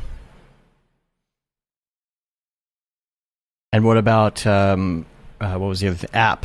What is your muscle memory app right now on your phone? Muscle memory app. Yeah. Like, you pick up your phone automatically. You pick up your phone immediately. What you open it without even thinking. Probably email or Instagram. I guess. It's. See, for me, it's been TikTok. Can't stop. Yeah, it's too addictive. I have not gone down that rabbit hole yet. Be careful. It's a dangerous It'll rabbit suck hole. you in. Yeah, I mean it's what about, it's like depressing every weekend when you get that like notification about like how much screen time you've used this week. Oh, I know. Yep. Mine screen time really has gone up significantly since installing that. Yeah, we just got a new puppy this weekend, and I have found that I had no time for TikTok because the puppy requires lots of attention. So I was like, I'm interested to see what my screen time looks like at the end of the week. You could TikTok a puppy. Nah. You TikTok the puppy and do the little voiceover thing with the voiceover woman. Right. I got a new puppy this week. OMG, it is so cute. Yeah. Yeah. Priorities. Come on, Matt, make us some TikToks. No TikTok. I have drafted like 8 different TikToks, but I've never submitted any of them. Oh, you gotta put them out there. Well, it was like, it wasn't me personally, so I was like, oh, maybe I'll do this TikTok where, I show my kid puppy videos, because he would always laugh at the puppy videos. So I've got like 8 drafts of my kid duetting puppy videos and just laughing the whole time. It's really funny. Yeah, you should put it out there. Whatever. Nah. Just gotta dive in, man. Dive into the TikTok. Yeah. Nope. Video games. Do you play any? No, not really. Not going to join our Halo group then, no. Huh? I don't know. Like I've always had a lot of friends that were really into it. Just never really. I just never really committed. I guess I think a lot of it's just like knowing that it's like a time suck, and it's it's hard to find the time for it. Mm-hmm. Yeah, that's understandable. That's why I don't play any new video games for the most part. It's always just Halo and the new version of Halo, or GTA and the new version of GTA that will never come out. So nice. Why do they need to? They're making money off a curtain GTA. I know. Yeah. Life hack, and the usual example for this is that you turn your toaster on its side for some bomb-ass grilled cheese. That's what Mitch Myers does. Now, this could be a life hack that's like something, like the grilled cheese, or it could be something actually super useful, That's a good question. Be like organizational tips, or work tips, or I guess if you're in cinema, if you hit Control D and go to your settings, like there's and then click on this tab called Key Interpolation. There's a checkbox that's called Overdub. If you check that box off, then basically every time you overwrite a keyframe, it will keep your interpolation. So let's say you're doing camera animation, and you're adjusting your curves and stuff. So let's say that you set a new keyframe, it will, keep your old interpolation. So that's sort of a lifesaver sometimes when you're animating. Man, I need that. I'm glad you brought that up because that happens to me a lot. Like you set something, you got to put, like you're doing a camera move in particular, right? Like you set up a camera move, you want it to be linear because most of the time your camera isn't going to like crawl to a stop. It's just this one linear shot. And then you like have to adjust it. You hit the keyframe and then you forget that it put it back to Bezier. It eases it in weird or something. Yeah, totally. Yeah. Okay, that's a good one. Yeah, that is. And I mean, I guess otherwise, just go outside. Get away from your computer. Right. We get that one a lot. Yeah. Go to Camp Mograph. Go to Camp. Yeah. Exercise. Just get away from the computer. Yeah. Cool. That's it. That is all the Mograph Recommends stuff. Yes. So I think we're just about ready to do the drop. Matt, are you I'm ready. It? Let's do it. Ready to go? Yep. All right, let's do the drop. Drop. Is this the fucking mic? Drop. This is exactly what I should be doing. What's up, and welcome to this week's episode of The Drop, your weekly source for all things NFT and crypto art, as well as upcoming drops by notable people in the Mograph industry. I'm Matt Milstead. Joining me, as always, is Dave Koss. And joining us this week is Chris Bjerre. I believe I said it better this time. Yeah, maybe. Had a little bit of practice since. Sweet. I was very excited about the drops this week on Nifty and stuff because they are only doing one per day and even skipping a day, which is cool. And they got a new website. Oh, yes. If y'all have not seen the new Nifty website, y'all are missing out. Mm-hmm. I am very impressed with the way this looks. They're going for that foundation aesthetic. So with the rounded corners and like if you actually like click on Marketplace, looks nice. Dave. Looks nice. Oh yeah, the Marketplace. Click on Marketplace. Looks nice. Yeah, Marketplace is really nice. Pretty. Stuff like that. Look at so this. You can search. Oh, look, they actually have the artist, search artist. You can actually do it in alphabetical order now. Oh, look at all this. Now, I will say that this one right here, this one's only priced at $7.7 billion. That's the lowest ask right now for this. This is last week's. Yeah, we talked about this last week. Yeah, those were really pretty. $7 billion, huh? Seven, yeah. Well, I call scruples on that. But, all right. So bunch of cool drops this week. Some veterans, some nifty veterans, as well. First up, we've got.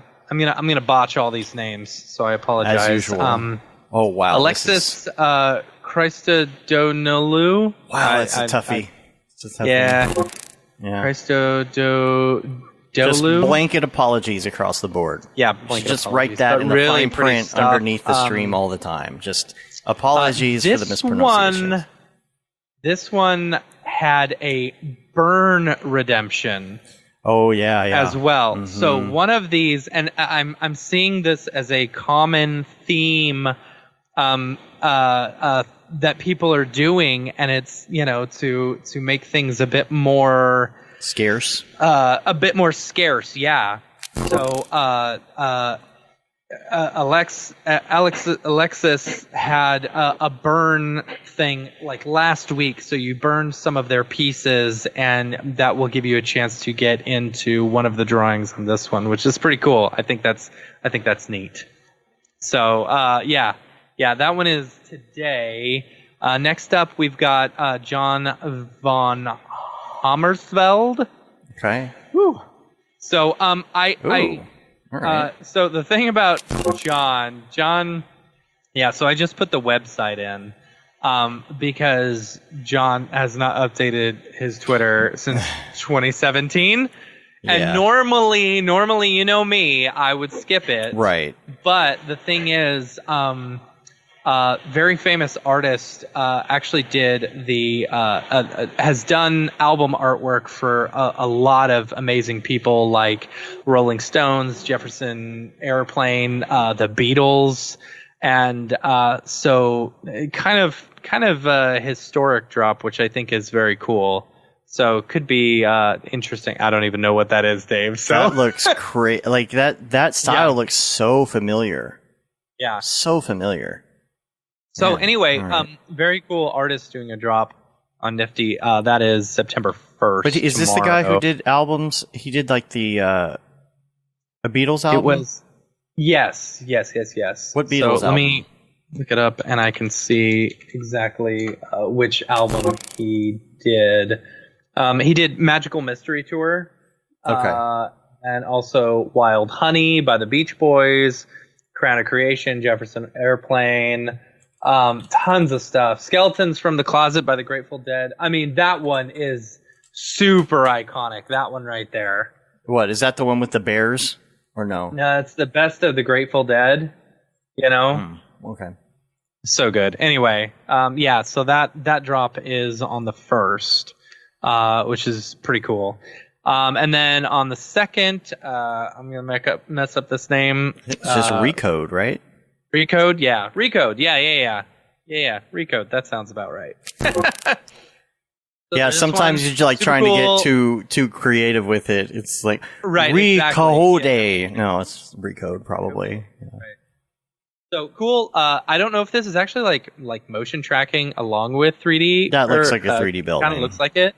That's the textures are looping in some Yeah. places. Yeah. So anyway, cool Mography stuff. Mhm. That one is on the 2nd. Cool. Recode. Yeah. Next up on the 4th, they're skipping the 3rd. On the 4th, you've got Maggie West. Maggie is she's like a photographer, and she does like all these really pretty like installations and stuff. A lot of flowers.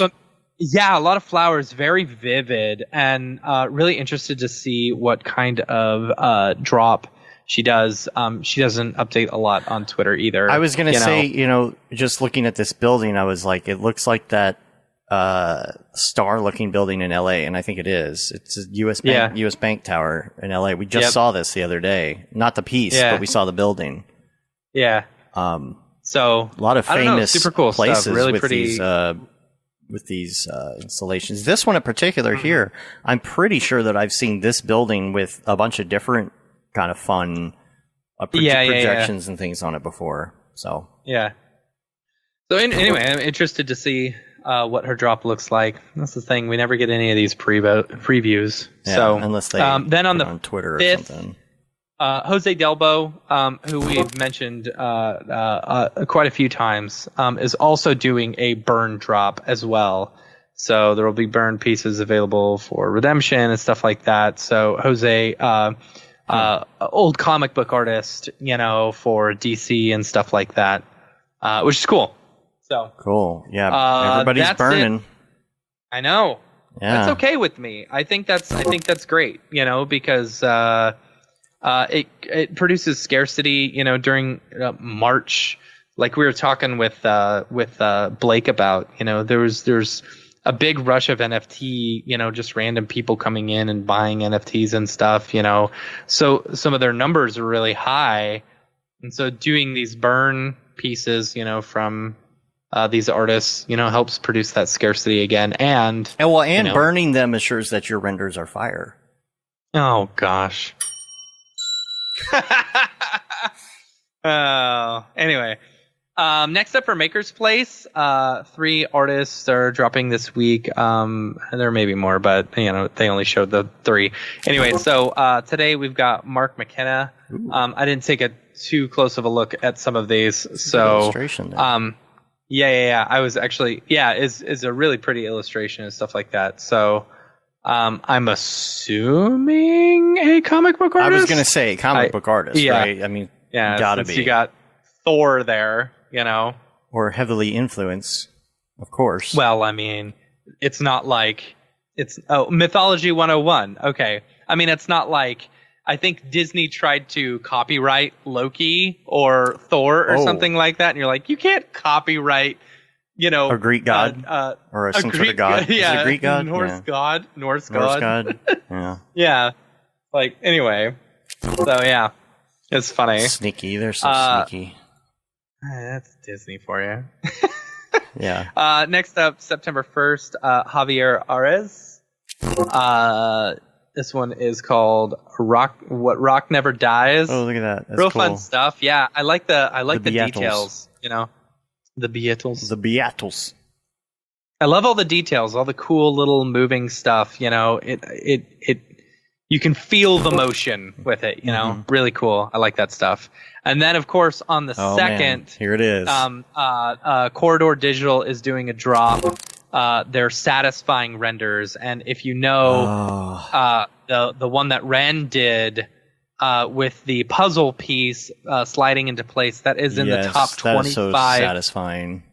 Most liked TikToks of all time. Wow. So that'll be cool to own that NFT, the right? top 25. I mean, how many likes that's got to be a dude, I have no idea. I don't know how. What's so funny is when he posted that.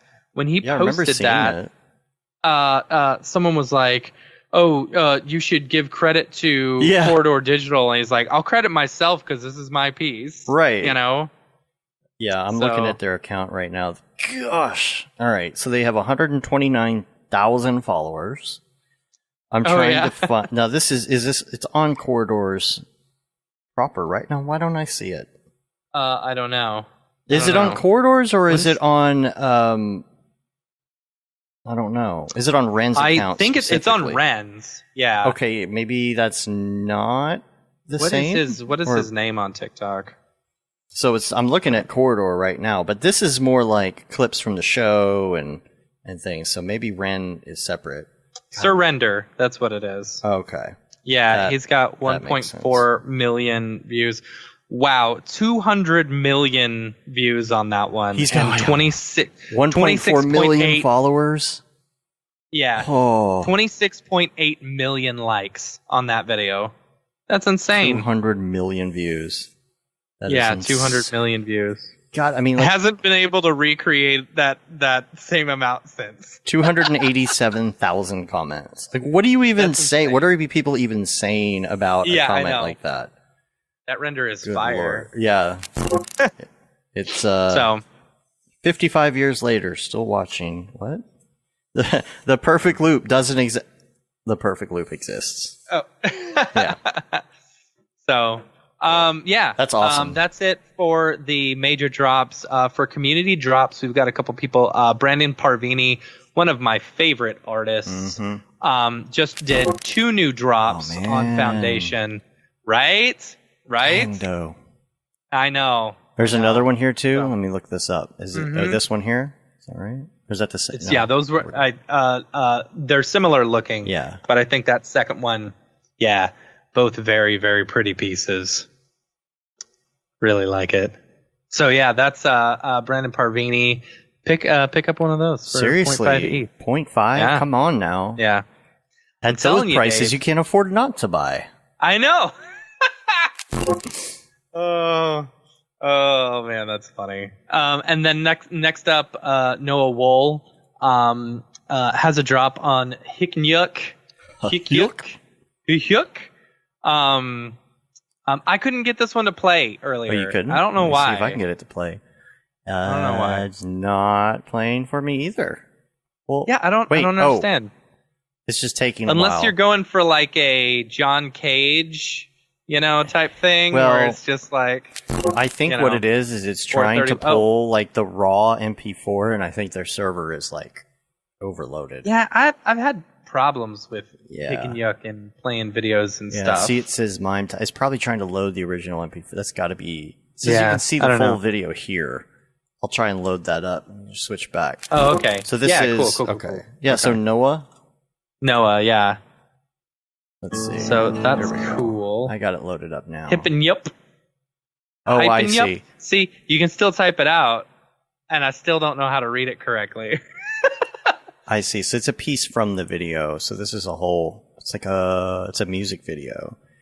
Yes. Oh, he was able to get permission. That's cool. Yeah. That's so Martha Wainwright's new album. The label was cool enough to let him sell sell as NFTs. Nice. It was cool. That's cool. Yeah. Cool. What else? Aliens. That's it for community. Yeah, let's talk aliens. Oh, all right. Yeah. So the visitors NFT.com. Mm-hmm. So with us being out of town, So this became a big thing on the Slack. And so it's like, oh, if you're a motion designer, you need to have an alien avatar. So it's really funny because the crypto art channel just blew up with tons of people, buying these aliens. It's you can buy them for 0.042 ETH or whatever. Yeah, they're pretty affordable. Yeah, they're very affordable. It's like $150 or something like that. Affordable aliens. And so there's information on how. So scroll down, Dave, just a little bit. Yeah. So these are the visitors NFT. So you can buy.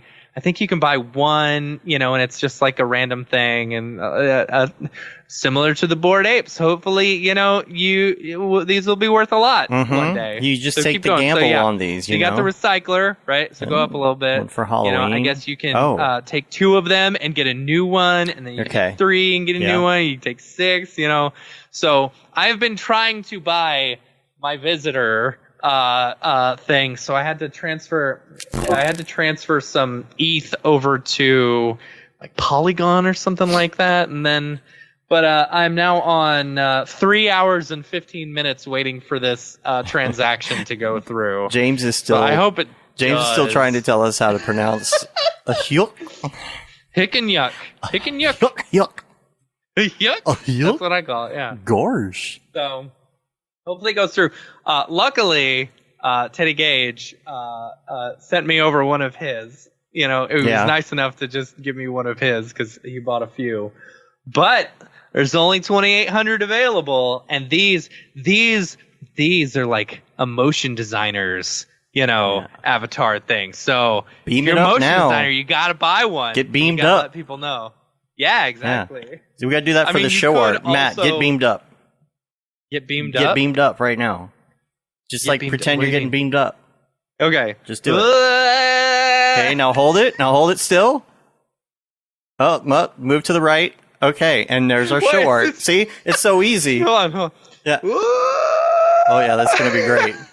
All right. I'll find one of those that works. All right, cool. Goofiest show art. All of the drop episodes show art are just like the ridiculous. The goofiest YouTuber. Yeah, it's goofy. Anyway, pick yourself up like a visitor NFT. You can also, if you don't feel like going through all the fun randomness, you can just go pick one up on OpenSea. So if you really want to do that, but then you got to pay. Like the thing is, so you can either go through the hassle of actually buying them, like with Matic or whatever it is, and so it'll only cost you like $150, $160 or whatever. Or you can go to OpenSea. So the other day, someone was posting something on OpenSea, and I was like, "Oh, that's relatively cheap. I'll pick that up." But it was $115, gas fee, and I'm like, "How do people live like this?"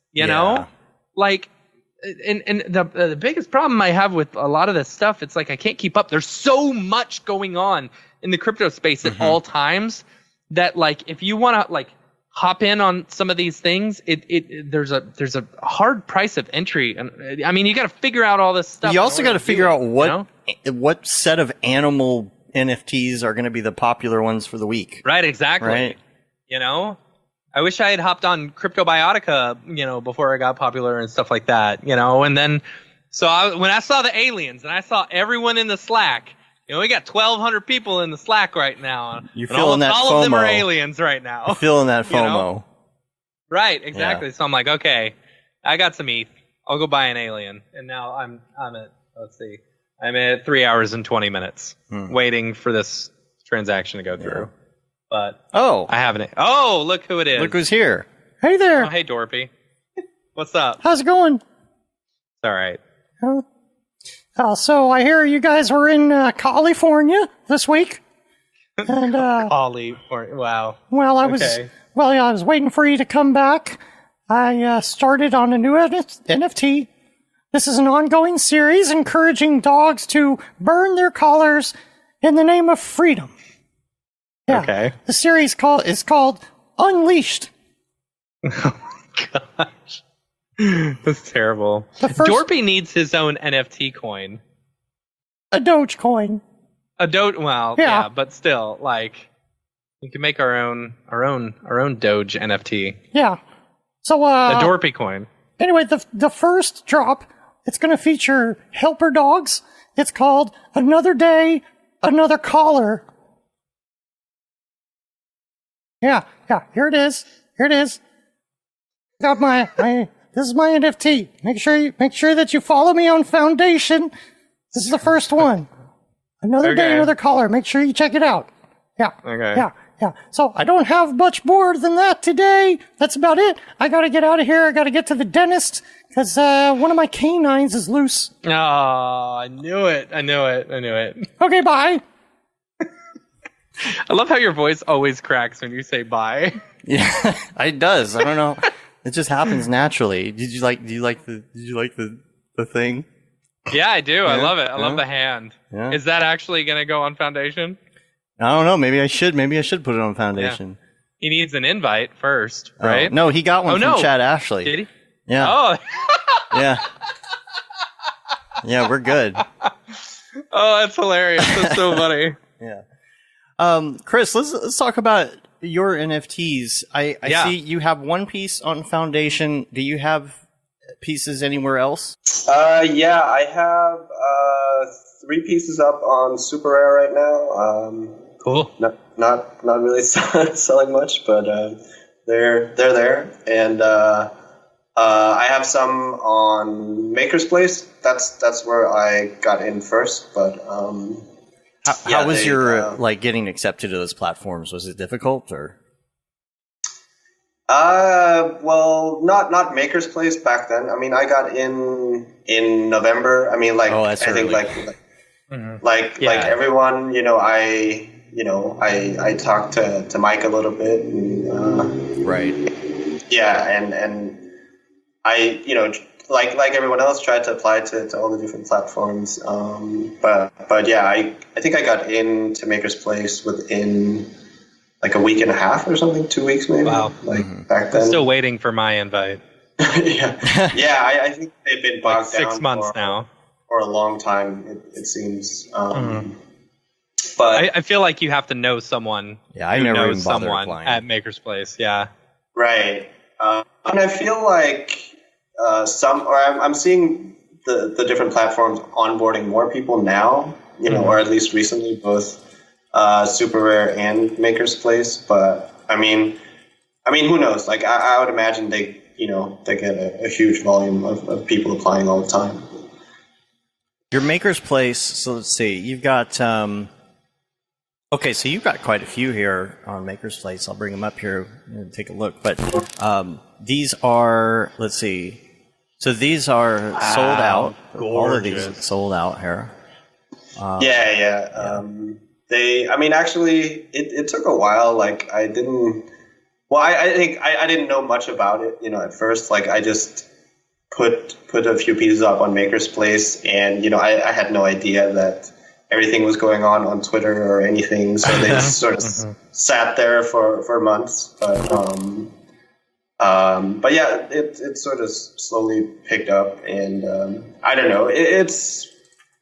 I think I'm sort of excited about the potential of NFTs. I think of course, it would be nice to sell more, but I think I don't know, like I would be creating stuff either way. So I think it's sort of an interesting, opportunity. And I'm sure as the space grows and newer collectors come in, I think, it seems like there will be more opportunity, so.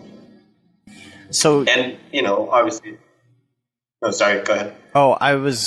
This one is actually. Oh no, I'm on the wrong. Where am I? Yeah, that's great. That's not yours. I thought I opened it up. Let's see here. I thought I had your Foundation as well. You had it before. I don't know where I put it. My question was going to be, here it is. This one, this sold as well. Emergence on Foundation. So my question was going to be, do you have like a kind of something that like determines like what you're going to sell on what platform? Like, are are you like, okay, well, I'm going to put this kind of art on Maker's Place, this kind of art on Super Rare, this kind of art on Foundation, or is it just kind of like whatever you're feeling at the moment? I mean, I think at that time I had just gotten it on Foundation and just wanted to feel it out. But then like a week later, I got on Super Rare, so I kind of regretted not putting it on there. But yeah, that makes sense. Yeah. You know, as anyone says, it's like everything is so unpredictable, and you know, I guess it's a bit of a learning curve as well, just figuring out how everything works. You know, and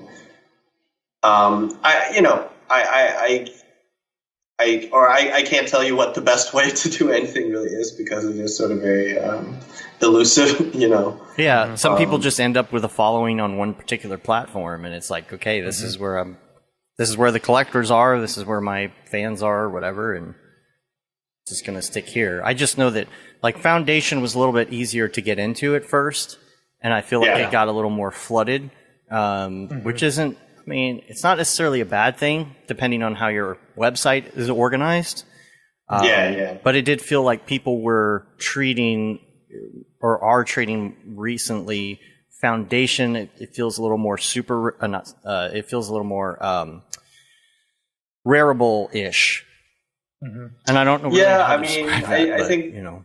I mean, I think like the good thing about Maker's Place and Super Rare is that you have more control about like how you sell it, you know, or the selling mechanics. You know, you can set up auctions. You're not just forced to like, you know, have a 24-hour auction. You know, where at the end, like you're sort of at the mercy of, you know, whatever happens. You know, where you have a little bit more control the other places.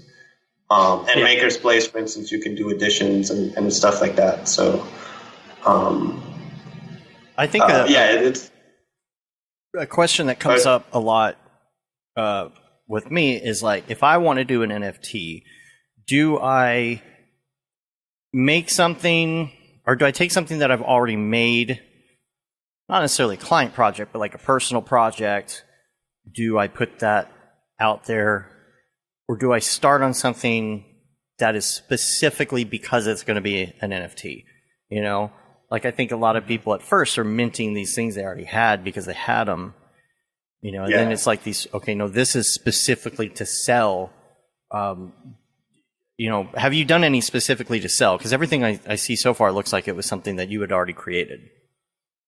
I mean, all the stuff I have on Super Rare and that piece on Foundation are new pieces, and the same with those like shattering faces on Maker's Place. I mean, I don't think there's necessarily a wrong or a right way. You know, I think if it's, you know, as long as it doesn't or it isn't licensed to someone else, I think it's fair game. You know, and I think obviously, if you look at Cornelius's work, right, like that has a reverence with a lot of people in a lot of with a lot of people in the community, right, and the same with like Roland Marx's work, for instance, you know, like where there is, I don't know, I think it's fine to sell old work, you know, and I'm sure, I guess at least in the motion graphics community, there's certain people that are excited about some older pieces, you know, if it's stuff that they have sort of liked for years, but, you know, I don't know, I think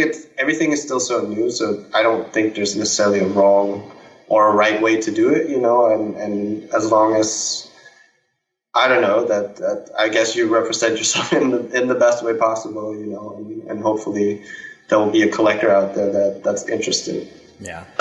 And I've seen some people who, like, will put their older stuff on Rarible or somewhere just to kind of get an idea or experiment and see what's working, and then, like, really curate what they're putting out on those other platforms. Right. Or like David Ariev, right? Like, I mean, a lot of his older pieces were really popular, right? And did really well. Yeah, and then Rarible's where you go to get the, you know, Beeple trading cards or something. Right. You know. Well, I mean, at the moment, everyone's killing it on OpenSea, right? You know, like everyone's doing these fractionalized collections, and I guess selling like lower price, like high volume collections. Right. Yeah. That's very OpenSea or Rarible or something like that. Yeah. Cool. That's all. Did we have any other? No, we had the Alien Link. We already talked about that. Anything else, Matt? No, that's it. That's it for me.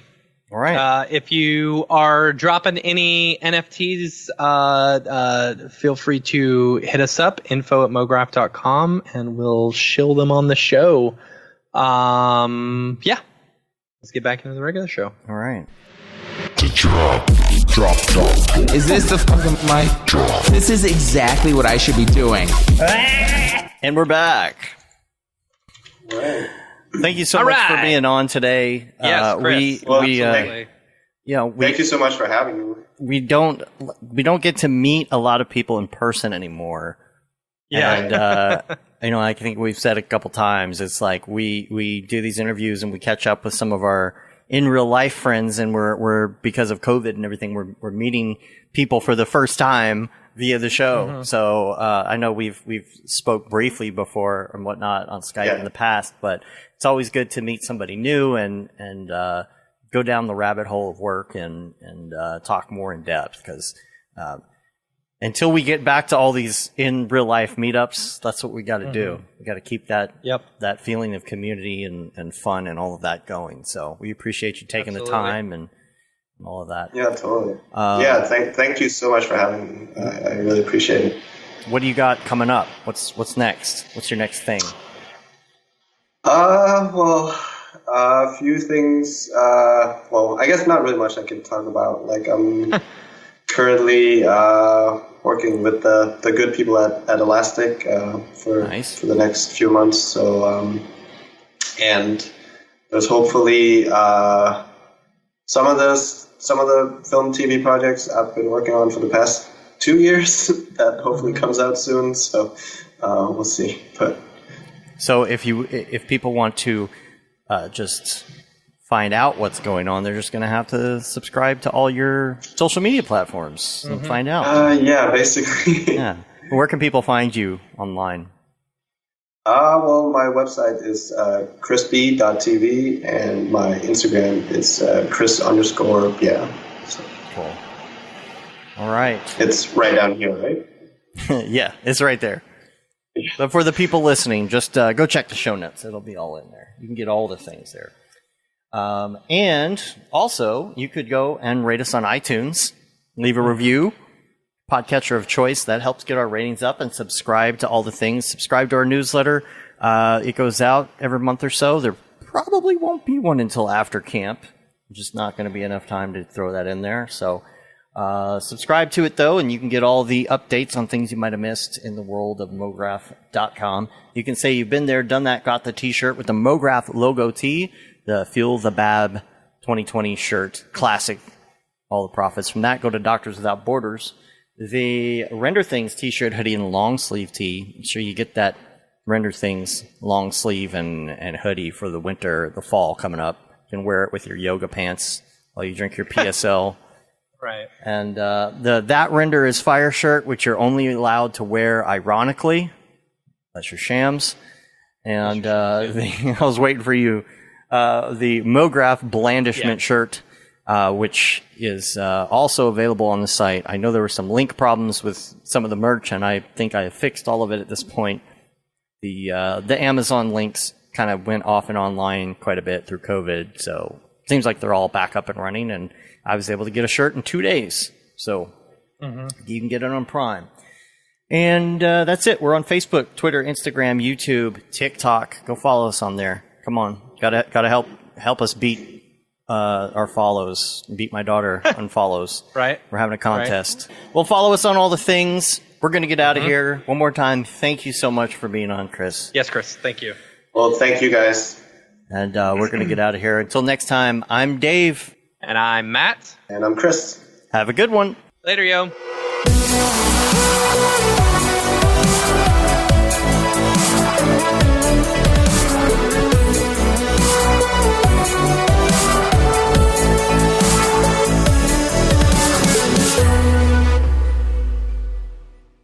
Pretty good, I guess. Mograph.com, an online resource for motion graphic artists. Start your week with the Mograph Podcast. Industry news, interviews with your favorite artists, and terrible humor. Watch live shows and interviews from Mograph events like NAB, SIGGRAPH, Half-Res, and local meetups.